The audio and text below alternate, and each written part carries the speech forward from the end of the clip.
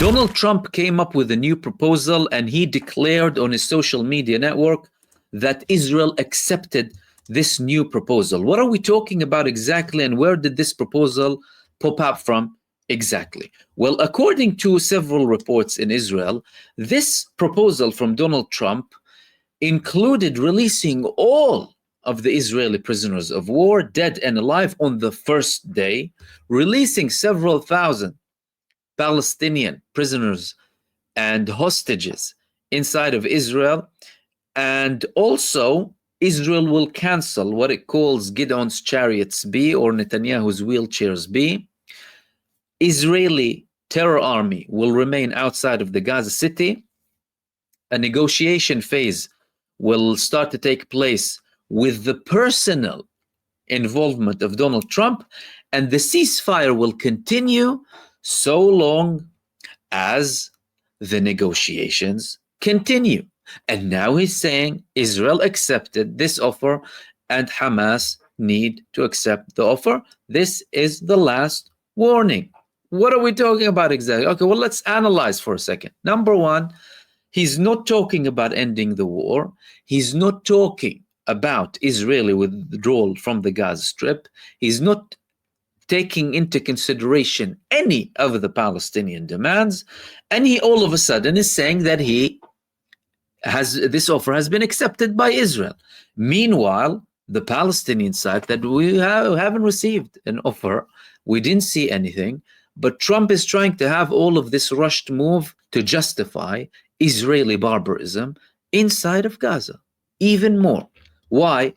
Donald Trump is a man who is a pathological liar, a Zionist. He's a slave for Benjamin Netanyahu. He hasn't done anything to stop the genocide. As a matter of fact, he only provided Israel with more cover-up, gave Israel more time, gave Israel more arms, and gave Israel more money to continue its genocide in Gaza. Therefore, he's a snake. He's not to be trusted. He's not serious about anything. He lost all credibility. He's a pathological liar. He's been saying that he wants to end the war from day one. He ended nothing. Donald Trump has been the biggest warmonger from American presidents so far. Warmongering 24/7, not just in Palestine and other locations too. None of his promises have been fulfilled. And now he's saying that he is giving Hamas the last warning. You already gave them the final warning. You threatened the Palestinians with the gates of hell. You armed Israel with more deadly bombs that they landed on Palestinian infants and children and women and babies. Why should anyone believe you? The American population isn't believing you. More and more people are not trusting you. Why on earth would anyone take you seriously? Donald Trump is proving time after time that he's nothing but a puppet for Benjamin Netanyahu without any genuine interest to really apply pressure on Netanyahu, the war criminal, to reach any deal. He's only buying him time. He's only giving him whatever he wants. And it was very symbolic, by the way, that all of this talk happened and all of this all of a sudden rush from Trump to reach a ceasefire happened over a golf game. Him and Steve Witkoff were playing golf, and he told Witkoff, "Oh, Witkoff, I need a new proposal. We need to do something about this." And then when he spoke to Witkoff, they decided that, "Oh, hey, we have a new proposal. Let's throw it on the table, declare that Israel accepted it," even though there was no actual Israeli declaration, by the way. Even with that,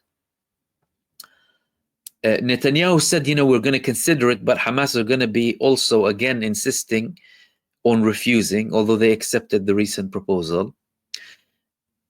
And they came up with a proposal as if it's a game, over a game of golf. The people are being butchered and he's playing golf with Steve Witkoff. And now he's saying that he's going to have a season. Nothing is serious. Nothing out of anything that Donald Trump is doing is serious. And unfortunately, the harsh truth is there is no ceasefire in the horizon. Where are we going to if there is no ceasefire in the horizon? Well, the Palestinian resistance targeted Israel with missiles. For the first time in several weeks, the Palestinian resistance targeted to Israel, the genocide entity, with two missiles.